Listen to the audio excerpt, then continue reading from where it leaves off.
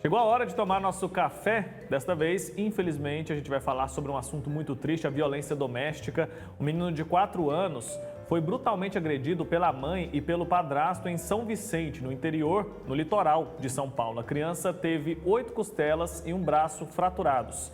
A mãe disse que a agressão aconteceu para que o menino aprendesse a não bagunçar a casa dela. Eu vou falar mais sobre esse assunto agora com a psicóloga e terapeuta familiar Letícia Moreira. Doutora, bom dia, seja muito bem-vinda aqui ao nosso programa. Bom dia, muito obrigado pelo convite mais uma vez. A gente trouxe aqui um caso que é uma tragédia, né? Um exemplo ali, um exemplo extremo, que a mãe acabou agredindo a criança, deixando ela muito machucada, foi ali um espancamento. Mas o nosso foco aqui é falar sobre a violência doméstica, a violência dentro de casa. Essa violência, inclusive, acontece em vários níveis, né, doutora? Até chegar nesse ponto que a gente acompanhou, que a gente viu agora nesse caso que eu relatei.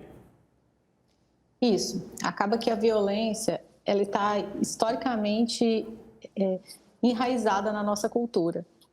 Desde os tempos antigos, né, a Roma Antiga, a violência era tida como algo normal, então foi normalizado ao longo do tempo. Isso é uma primeira coisa que todo mundo precisa entender. Muito dessa cultura de violência, ela está enraizada na nossa cultura e ela precisa ser desconstruída. Então, começa com agressões verbais, com a violência psicológica, que depois vai se tornando... É como se um conflito fosse sendo alimentado e ele não foi resolvido, e então ele chega nesse último nível, que é a violência física, que aí acaba sendo comparado com a agressão. Então, sim, tem vários níveis e o ideal é que a gente comece a tratar quando ele começa esse primeiro nível, que o conflito ele possa ser resolvido na sua origem, com diálogo, com orientações, buscando ajudas de especialistas, para que ele não cresça, não se desenvolva e não chegue nesse nível tão exagerado aí que nós estamos vendo. Doutora, e quando isso deve ser denunciado? Quando, por exemplo, um vizinho deve se atentar e chamar a atenção das autoridades? A qualquer momento, uma violência contra um vulnerável, quando ele está em situação de violência, seja ela qualquer uma dessas que eu coloquei, violência verbal, violência psicológica, violência física ou violência sexual, a qualquer momento, um vizinho, um familiar, a escola, ela pode e deve denunciar. E a primeira instituição que ela deve contactar é o Conselho Tutelar. O que dizer para aquelas pessoas? Com certeza tem alguém que nos acompanha nesse momento que diz assim que cresceu apanhando dos pais, que isso é normal, que é assim que educa mesmo, essa é a forma mais adequada de educar. O que a gente pode dizer hoje para essas pessoas que têm esse pensamento ainda e que continuam perpetuando esse tipo de atitude? Nós temos que atualizar as nossas questões emocionais. Então, já está comprovado por meio de várias pesquisas que são feitas, tanto na área da psicologia, da pedagogia e também da sociologia, que há uma sociedade que trata a violência como algo normal, ela não avança, ela está sempre retrocedendo. Então, as pessoas que viveram isso na sua infância, algumas delas conseguiram sobressair. Mas isso é uma questão muito individual, de personalidade, que envolve uma série de fatores.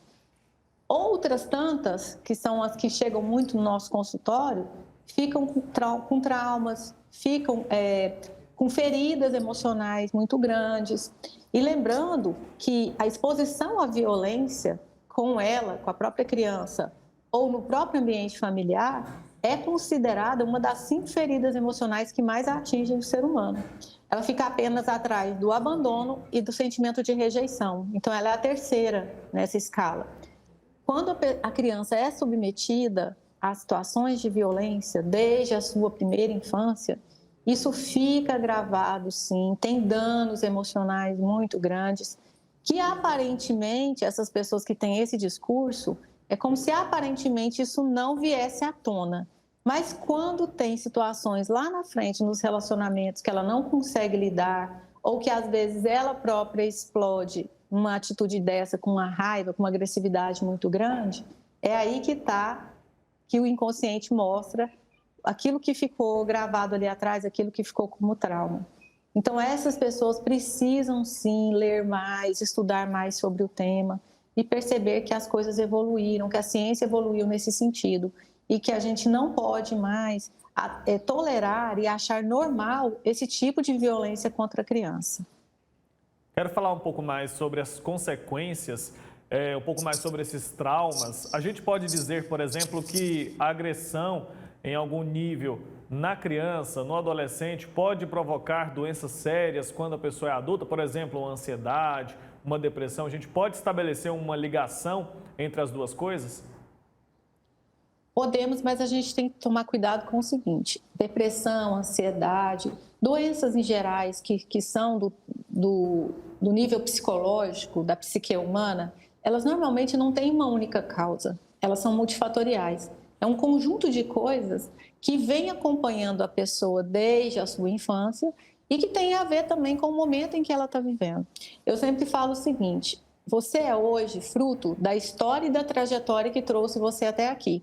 Então, a gente não pode ignorar a força que isso tem em como você lida com os problemas, nas doenças que você desenvolve, até nas questões psicossomáticas, quando o seu corpo responde de forma que não tem nada fisiológico, mas as doenças estão ali, como diversas alergias, gastrite e outras tantas. Então, a gente precisa entender o histórico da pessoa e como ela chegou até você naquele momento. Por que aquele sintoma hoje está tão grande? Por que ele se agigantou tanto? Isso não é ao acaso.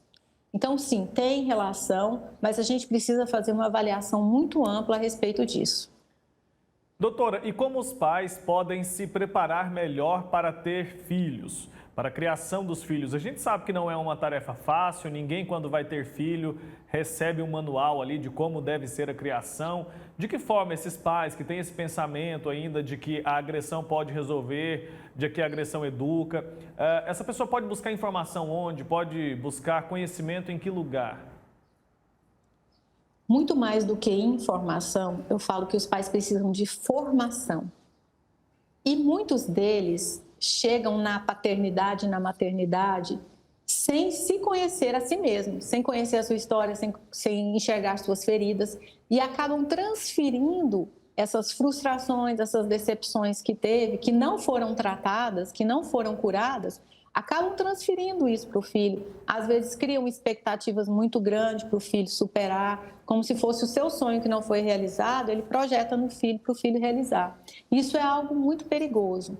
Então, eu acho que os pais precisam de formação. E graças a Deus, hoje, a gente tem boas pessoas, bons profissionais que estão se dedicando, se debruçando a isso. A internet está cheia de pessoas aí, eu não vou citar ninguém aqui para não ser injusto, mas pessoas coerentes, pessoas com bons valores, com boas formações, que estão se debruçando para estudar e proporcionar essa boa formação para os pais.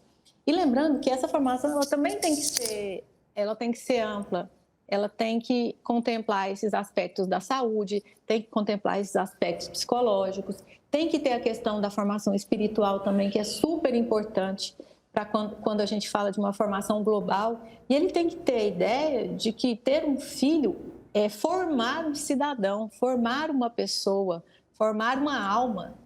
Então, é uma dimensão muito complexa que ele tem que abarcar. E buscar ajuda, buscar apoio, buscar conhecimento é a melhor opção que a gente tem.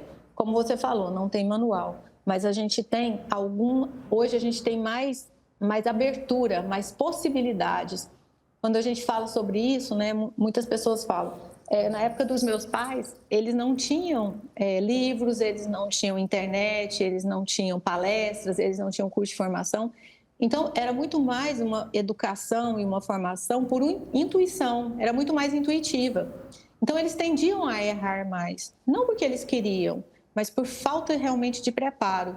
E hoje eu percebo que a gente tem tudo isso e as pessoas não buscam. Elas precisam ter essa consciência de eu buscar os aliados, eu buscar uma boa formação para formar o meu filho de uma forma global, de uma forma interligada, que ele seja um cidadão pronto, que quando ele chegue na adolescência, quando ele entre para a vida adulta, ele já esteja pronto para ser esse sinal, esse sal da terra, luz do mundo, né, que o Evangelho fala, que ele esteja preparado para ser isso em qualquer lugar que ele esteja, no trabalho, na faculdade, no grupo de amigos, no grupo da igreja, no grupo do esporte. E assim, quando os pais têm essa reflexão, até um pouquinho antes, ou mesmo que o pai esteja ouvindo hoje aqui e fale assim, mas eu não fiz esse preparo, meu filho já está com tantos anos. Comece agora. Nunca é tarde demais, porque o ser humano está sempre em desenvolvimento. Então, comece de hoje. Se de alguma forma você foi tocado, busque essa formação para pais. Nós temos diversos institutos, inclusive, que estão se debruçando sobre isso. Busque. Doutora Letícia Moreira, psicóloga e terapeuta familiar, obrigado pelo seu tempo aqui com a gente, por nos trazer esclarecimentos a respeito de um tema tão importante.